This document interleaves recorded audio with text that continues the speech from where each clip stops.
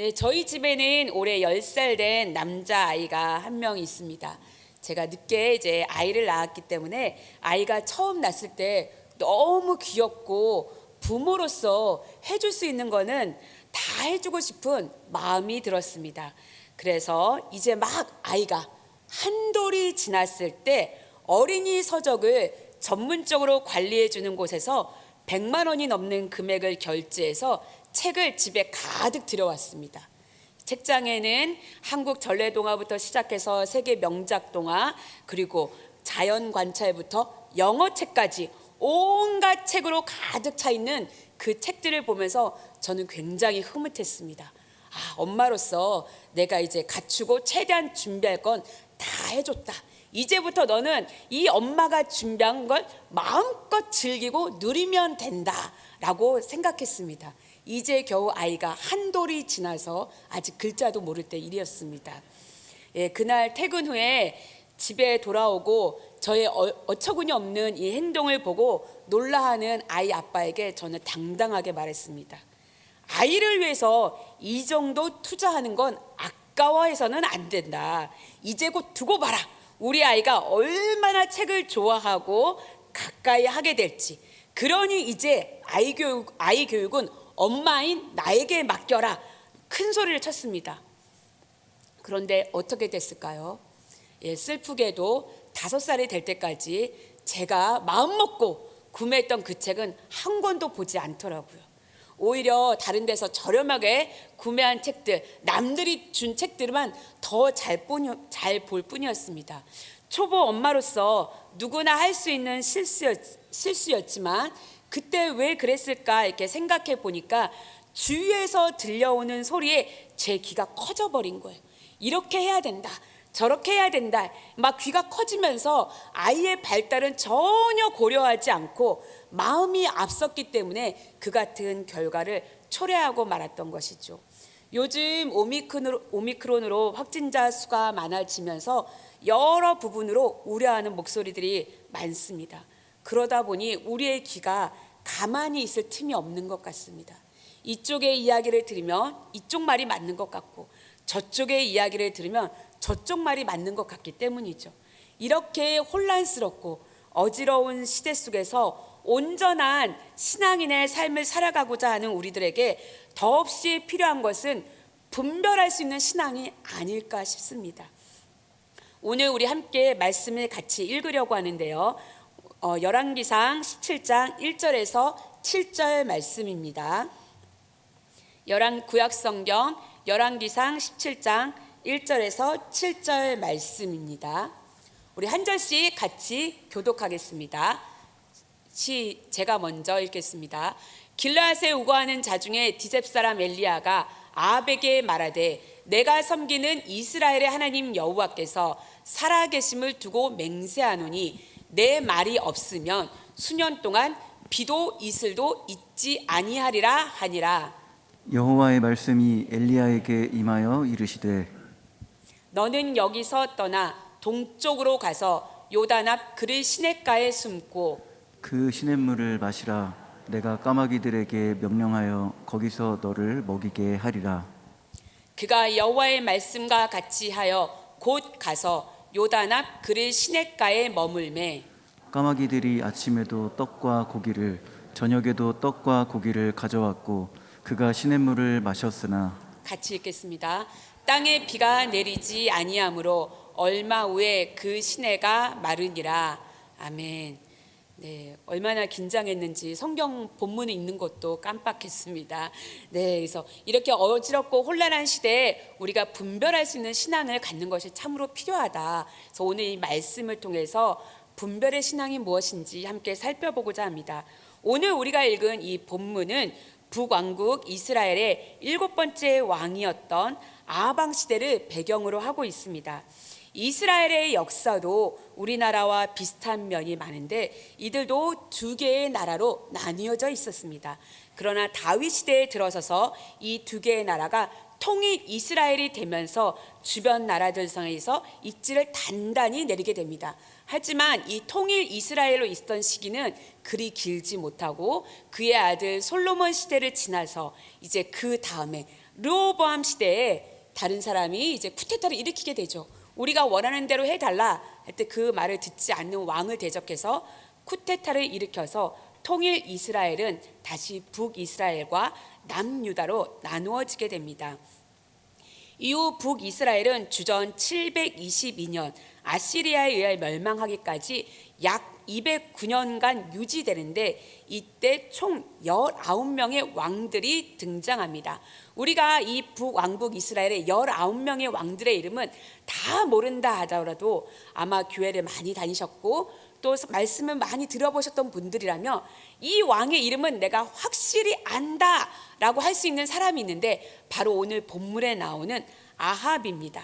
성경은 아합에 대해서 이렇게 들려주고 있습니다. 열왕기상 16장 30절에서 32절입니다. 우리 같이 읽어보겠습니다. 시작.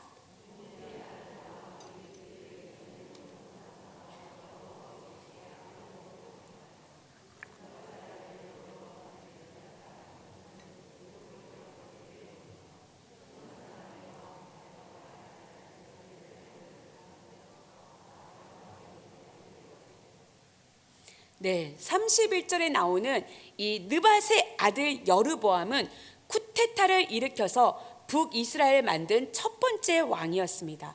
그는 사람들이 하나님을 예배하기 위해 남유다에 있는 예루살렘 성전까지 왕래를 하다가 혹시 그들의 마음이 다시 남유다 왕에게로 돌아가게 되며 그들의 마음이 기울어져서 다시 남유다로 가게 되면 자신이 세운 이 북왕국 이스라엘이 위태해지는 것은 아닐까 두려워했습니다. 그래서 고민 끝에 북이스라엘의 두 지역 곧 단과 베델에 신전을 세우고 그곳에 금송아지를 만든 다음에 이 금송아지가 바로 너희를 애굽에서 인도한 신이니 이제 예루살렘까지 가지 말고 여기서 예배를 드리라라고 선언을 합니다. 하나님이 이스라엘을 택하신 이유에 대해서 신명기 7장은 들려주고 있습니다. 그들이 세계 여러 민족 중에서 가장 작은 민족이었기 때문에 내가 너희를 택했다라고 이야기를 합니다. 여러분, 우리가 국가를 이루는 3대 요소가 있죠. 바로 국민, 그리고 영토, 주권입니다. 이 국민이라는 숫자는 지금도 굉장히 중요하지만 고대 시대에는 이 국민의 숫자는 굉장히 중요했습니다. 이스라엘 숫자가 가장 적다는 것은 그들이 안전할 수 없다는 거예요. 그들을 지켜줄 어떤 보호막이 상당히 약하다는 것입니다. 그런 약한 민족을 하나님이 지켜주기 위해서, 하나님이 보호하기 위해서 그들을 선택합니다. 그리고 무조건적으로 그들을 사랑하시며 선조들에게 이룬 약속을 이루고자 그들을 애굽에서 구원해 내십니다. 그 하나님께서 이스라엘에게 원하고 바라는 것은 복잡하지도 않고 많지도 않았습니다. 신명기 6장 5절 말씀입니다. 같이 읽겠습니다. 너는 마음을 다하고 뜻을 다하고 힘을 다하여 내 하나님 여호와를 사랑하라. 여러분, 사랑하면요 뭘 자꾸 주고 싶지 않습니까? 뭘 자꾸 해주고 싶고 주고 싶은 마음이 사랑의 마음이죠. 저도 연애를 처음 시작할 때는 그랬던 것 같아요. 특별한 날이 되면 더 기념해주고 싶어서 평상시 먹지 못했던 거 먹어보게 해주고, 그리고 갖지 못했던 거 더 비싼 걸 사주면서 기념하게 해주고 더 기억하게 해주고 싶었던 것 같아요. 지금은 그러지 않습니다. 네, 하나님은 이스라엘 백성에게 나를 사랑한다면서 너희가 주변의 다른 나라들처럼 자꾸 다른 신들이 하는 것처럼 하나님을 위해서 뭘 자꾸 만들려고 하지 말라는 거예요. 그런 것을 위해서 쓸데없이 시간과 열정이나 이런 걸 투자하지 말아라. 하나님은 너무 단순했습니다. 그냥 매일의 삶을 살아가는 이 일상의 삶에서 하나님을 기억하라는 거예요. 지금 눈앞에 펼쳐진 상황이 최악이고 절망이라 느껴져도 그 일상에서 다시 하나님을 기억해 내어서 무너진 마음을 추스리고 생각을 하나님께 집중해서 어제도 계셨던 그 하나님, 그리고 그 하나님이 오늘도 나와 함께 할 것이며 내일도 여전히 나와 함께 할 것이라는 그 하나님께 소망을 두고 오늘을 살아가라는 것입니다. 하지만 막상 정권을 쥐게 된 여로보암은 이 상황이 너무 불안한 거예요. 하나님만 바라보고 있자니 불안함을 견딜 수 없어서 결국 이상한 모양의 우상을 만들고 이를 하나님으로 둔갑하고 많은 죄악을 범하는데, 문제는 이 아합이 여로보암이 행했던 이 죄를 따라 행하는 것을 가볍게 여겼다라고 성경은 말하고 있습니다. 죄를 죄로 여기지 않을 정도로 그 죄를 가볍게 여기게 되었다. 이 말은 신약 성경 디모데전서 4장 2절에 나오는 양심에 화인 맞은 사람을 뜻합니다. 양심은 하나님께서 우리 각 사람 안에 넣어주신 도덕적 자각입니다. 그런데 이 양심이 화인을 맞게 되면 이 양심이 마비가 돼서 둔감해져 버립니다. 뭐가 죄악인지, 지금 내가 하는 게 잘못된 것인지 알지 못한다는 거예요.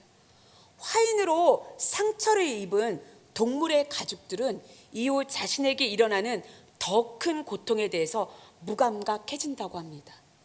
이와 마찬가지로 화인 맞은 양심은, 그 양심을 가진 사람의 마음은 도덕적 고통에 둔감해집니다.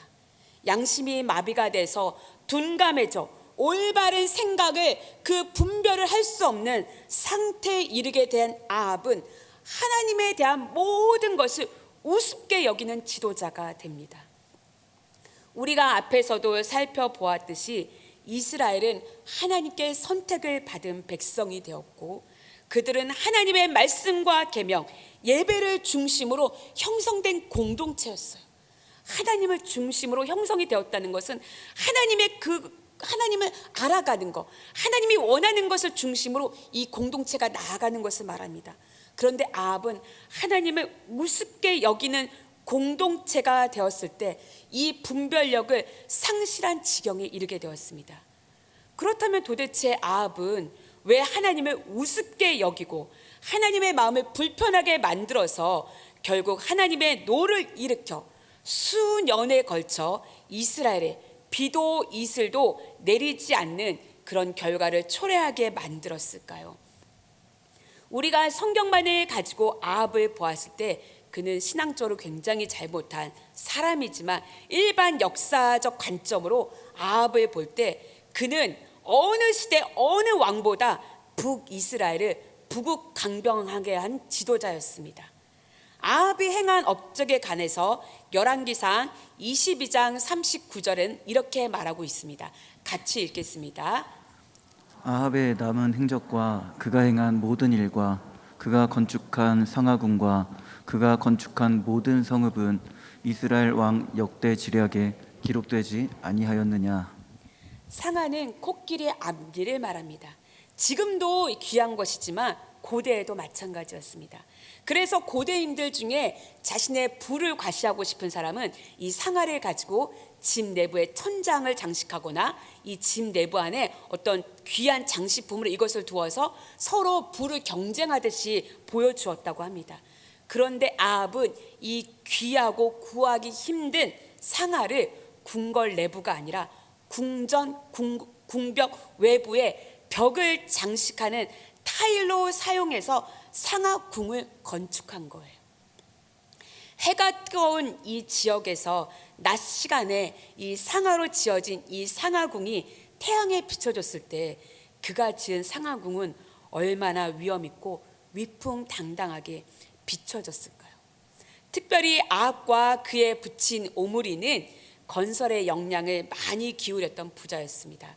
그래서 오므리와 아합의 시대 때 북이스라엘 전역에는 광범위한 건축 작업들이 이루어졌습니다.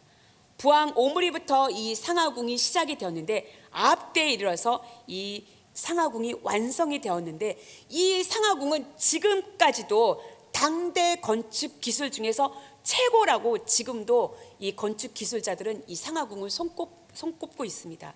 이렇게 건축 기술뿐 아니라 아합은 백성들이 먹고 마실 수 있는 수자원 시설을 새롭게 정비했습니다. 여러분, 고대 시대에는 사람들이 물을 구하기가 굉장히 힘들고 어려운 일 중에 하나였습니다.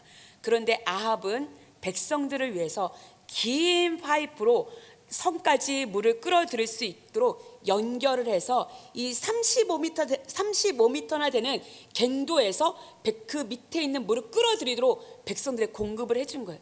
이 35m나 되는 갱도라는 것은 지하 10층의 높이를 말하는 거예요. 이제 멀리 가서 물을 구하지 않아도 쉽게 물을 구할 수 있도록 백성의 삶을 윤택하게 만들어 주었습니다. 나라를 부국강병하게 만들어주고 백성의 삶을 어렵지 않게 만들어 주었지만, 그러나 이 모든 과정에서 아합은 하나님에 대한 신앙은 철저히 배제시켜 버렸습니다. 그는 자신이 통치하는 기간 동안에 아람 제국의 위협이 계속적으로 있을 것이라는 것을 느끼고 이를 어떻게 해결하면 좋을까 고민하다가 이것을 외교 정책을 강화시키는 그 방법을 택하는데 바로 하나님이 절대 금한 이방 사람과의 혼인이었습니다. 그래서 북이스라엘 역대 왕들 중에서 가장 사악하다고 손꼽히는 시돈의 왕 옙바알의 딸 이세벨과 혼인을 합니다. 이 혼인으로 아합은 아주 많은 것을 얻게 됩니다. 우선 갈멜산 지역에 영토를 확보하게 됨으로 말미암아 그곳에서 계속되었던 분쟁을 종식시켜 버립니다. 또 지중해 무역에서 우위를 점하게 되고 블레셋과의 국경 문제도 해결하고, 뿐만 아니라 요단 동편의 모압에 대해서는 정치적 지배권을 획득함으로 말미암아 그가 있는 모든 시간 동안에 모압으로부터 조공을 받는 나라가 됩니다.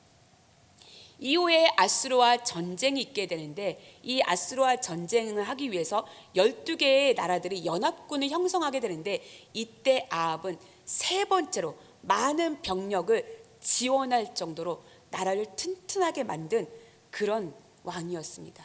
그는 상당히 유능하고 똑똑한 지도자였습니다. 어찌 보면 그는 이 시대가 원하는 지도상에 걸맞을 정도로 진취적이고 목표가 분명한 사람이었으며 준비된 사람이었고 부족한 것이 없을 정도로 완벽한 사람이었습니다. 하지만 아합도 그러했고, 하나님을 믿는 우리 모두를 돌이켜봤을 때 우리는 세상이 보는 것과 동일한 시각으로만, 그 눈으로만 우리 앞에 일어난 일들을 보아서도 안 되고 해결하려고 해서도 안 됩니다. 왜냐하면 하나님을 믿는 우리는 이 믿지 않는 사람들과 더불어 이 같은 시대를 살아가고 있지만 우리는 이 동일한 시대에 다른 공간을 살아가고 있는 사람들입니다. 바로 하나님의 통치하는 그 나라가 있는, 하나님의 나라가 있다는 그 공간을 믿는 사람들입니다. 따라서 신앙의 눈으로 이 세대를 분별하지 않으면 우리도 동일하게 아합과 마찬가지로 이 시대 속에 녹아 들어가서 하나님을 가볍게 여기는 신앙인으로 우리도 전락할 수 있습니다. 본문에 나오는 엘리야는 우리들에게 이 시대 속에서 어떻게 하나님을 분별할 수 있는지에 대해서 보여주고 있습니다. 그는 당당히 아합 왕을 찾아가 하나님이 자신에게 하신 말씀을 들려줍니다. 그런데 하나님이 저에게 이렇게 말씀하셨어요 라는 팩트만 전달하는 것이 아니라 그의 용기와 담대함이 어디로부터 나왔는지 그 출처를 분명히 밝혀주고 있는데, 그는 이렇게 말합니다. 내가 섬기는 이스라엘의 하나님 여호와.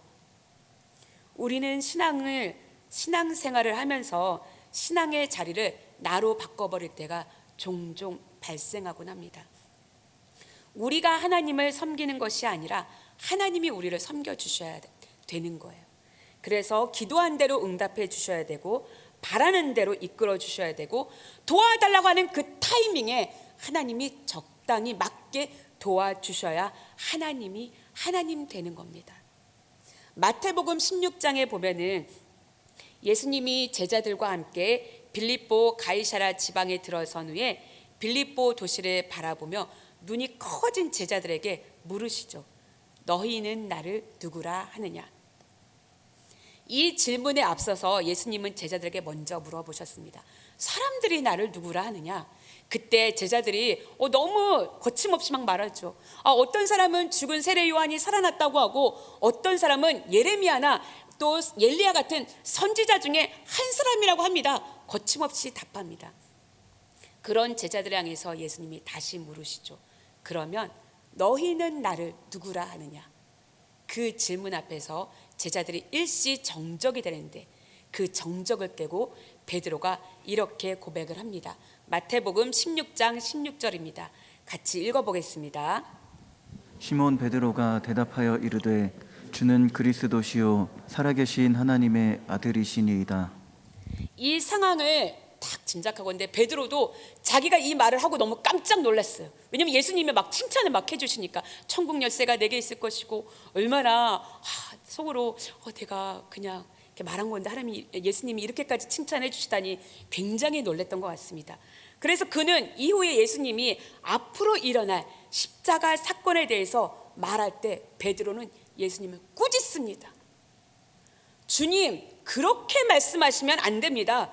주님, 그런 일은 주님에게 절대로 일어나서는 안 될 것입니다. 바뀌어버린 거죠. 여러분, 시간과 공간의 제한을 지니며 사는 우리가 어떻게 태초부터 계신 하나님의 거대한 생각과 마음을 다 알 수 있겠습니까? 알 수 없는 상황이 우리에게 일어날 때 우리는 하나님께 이런 질문을 할 수 있죠. 왜 이 일들이 일어났는지. 그러나 하나님이 우리가 한 질문에 대해서 지금 당장 답하지 않는다 할지라도 또 알려주시지 않는다 할지라도 그 상황 속에서 우리가 할 수 있는 건 여전히 하나님을 신뢰하는 겁니다. 이것이 바로 하나님을 섬기는 거예요. 엘리야는 아합에 비해서 너무 보잘것없고 초라한 사람이었습니다. 성경은 의도적으로 엘리야에 대해서 말할 때 디셉 사람 엘리야라고 얘기합니다. 이 디셉이라는 것은 길르앗의 한 지명으로 엘리야가 살고 있었던 작은 마을이에요. 아합은 오므리의 아들 아합이라고 소개를 하고 있지만 엘리야는 누구의 아들로서도 소개되고 있지 않아요. 집안도 형편없고 그 내세울 것이 아무것도 없는 사람, 그저 그가 살고 있는 지명을 들어서 디셉 사람 엘리야라고 소개될 정도로 그는 아합과 비교해서 아무것도 내세울 것이 없는 그런 작은 사람이었습니다. 그런데 그 작은 사람이 하나님의 말씀에 순종해서 하나님을 섬기는 이의 모습을 당당히 아합 앞에서 보여주고 있습니다. 그리고 난 후에 그가 하나님의 말씀을 아합에게 전하고 난 후에 요단 앞 그의 시냇가에 숨어 지내라고 했을 때도 엘리야는 자신이 섬기는 하나님께 순종하는 모습을 보여줍니다. 하나님은 분명히 엘리야에게 하나님의 말씀이 있기 전까지 수년에 걸쳐서 이스라엘 전역에 비도 이슬도 내리지 않을 거라고 말씀하셨어요. 그런데 지금 하나님께서 엘리야로 하여금 숨어 있으라고 명한 그 지명, 이 그의 시냇가는요, 작은 개울이 흐르는 곳이에요.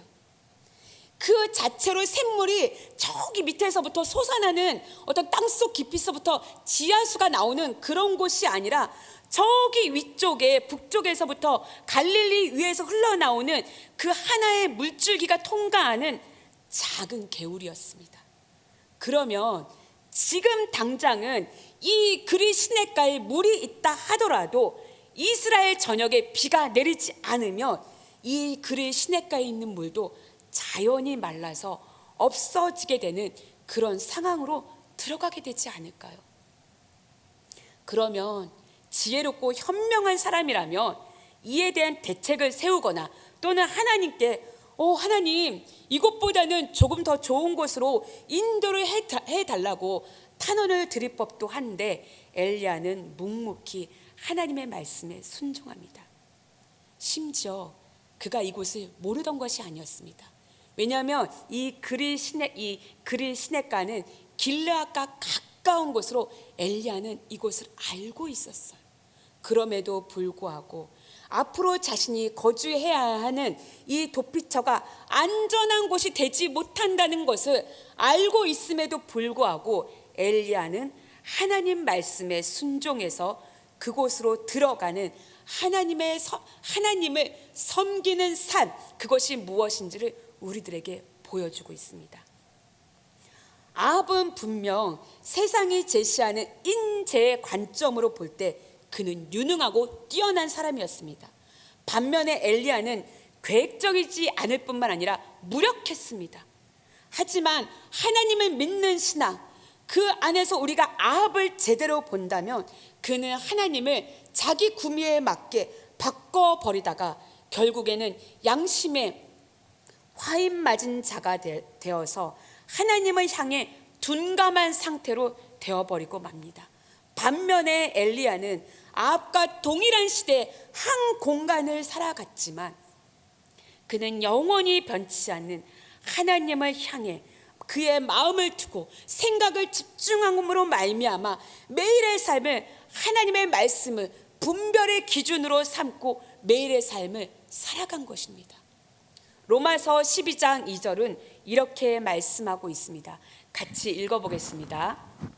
너희는 이 세대를 본받지 말고 오직 마음을 새롭게 함으로 변화를 받아 하나님의 선하시고 기뻐하시고 온전하신 뜻이 무엇인지 분별하도록 하라. 아멘. 우리가 살아가는 이 세상은 더 섬세하고 치밀하게 우리 신앙을 공격해 오고 있습니다.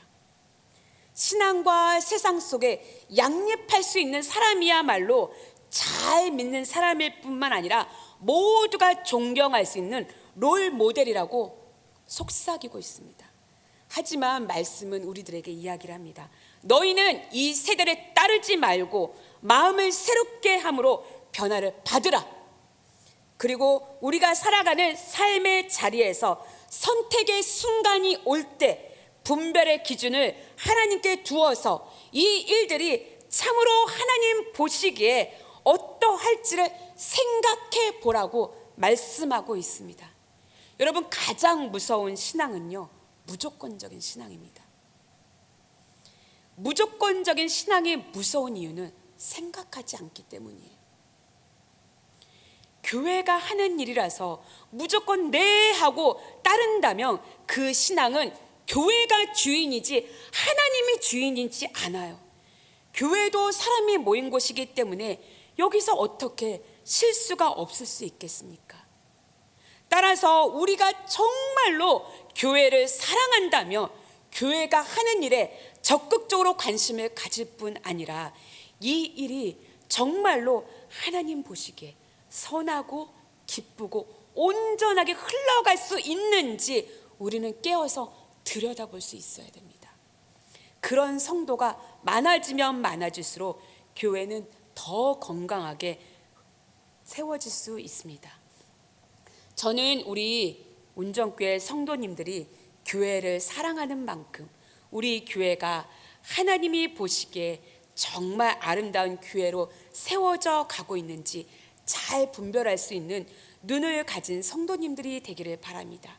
이런 성도가 많아지면 하나님의 말씀대로 우리가 행한 후에 설령 우리 교회 안에 시냇물이 마르고 비가 오지 않음으로 인하여 시냇물이 마른다 할지라도 우리는 서로가 서로를 의지하고 지지하면서 하나님께서 하신 일이니 분명히 우리에게 또 다른 도움을 허락할 것이다 라고 하며 우리는 이 어려움을 함께 헤쳐나갈 수 있을 것이라 믿기 때문입니다. 계속되는 코로나 상황으로 인해 우리가 움츠러들게 되고 어떤 것을 하는 데 있어서 이게 괜찮은 것인가 고민하고 돌아보게 되는 것은 당연한 일입니다. 하지만 이 상황에 눌려서 더 커지면 어쩌지? 이렇게 되면 어쩌지? 라고 하면서 계속 이 상황만을 묵상하고 이 상황에 갇히게 되면 우리는 이 상황을 뛰어넘어서 현존에 계시는 하나님을 볼 수 없게 됩니다. 그러면 우리 또한 아합처럼 시대를 보는 현명한 눈은 가졌을지 모르지만 하나님을 보는 그 눈은 상실해 버리게 됩니다. 그러면 우리의 신앙이 바른 분별을 하지 못하게 되고 시대에 따라서 시대가 원하는 대로 우리가 흘러갈 수밖에 없게 됩니다. 분별의 신앙은 현존하는 하나님을 볼 수 있는 눈을 가지는 신앙입니다. 신앙을 너무 거대한 담론으로 생각하지 마시길 바랍니다. 신앙은요, 우리의 삶이고 우리의 현실입니다. 교회 안에서의 나의 모든 섬김과 봉사뿐만 아니라 교회 밖에서 이루어지는 우리의 모든 삶이 신앙입니다. 그렇다면 우리가 살아가는 삶의 실존의 자리에서 엘리야처럼 하나님을 볼 수 있는 눈이 우리에게 있다면 우리는 그곳에 시냇가의 물이 마를 수 있다는 것을 알면서도 우리의 눈을 들어서 하나님을 바라봄으로 말미암아 지난 우리의 삶의 과거에서 신실하게 역사하셨던 그 하나님을 기억하는 믿음 안에서 그 하나님이 여전히 나를 사랑하고 있다는 그 사랑 속에 우리는 소망으로 내일을 기대하는 신앙으로 우리의 삶을 살아갈 수 있는 것입니다.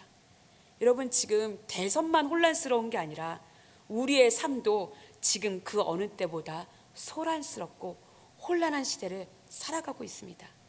그런데 분명한 것은 하나님은 지금 이 시대에도 우리와 함께 하고 계십니다. 기도하기는 저와 우리 운정교회 모든 성도님들이 하나님을 볼 수 있는 그 분별할 수 있는 눈을 가진 사람으로 이 혼란한 시대에 바른 분별을 해나갈 수 있는 우리 모든 성도님들이 되기를 축원합니다. 함께 같이 기도하겠습니다. 하나님, 세상이 참으로 어지럽고 혼란합니다. 이 혼란의 틈을 타서 편을 가르고 당을 나누려는 무리들도 있습니다. 그러나 주님, 우리를 불쌍히 여기시고 도와주옵소서. 과거도 우리와 함께 하셨던 그 하나님을 기억할 수 있는 믿음의 눈을 갖게 하시고 그 하나님이 지금 여전히 우리와 함께 하고 계신다는 사랑 안에서 이 혼란의 시기를 소망으로 잘 이겨낼 수 있는 운정교회 모든 성도들이 되게 하여 주옵소서. 예수님의 이름으로 기도드립니다. 아멘.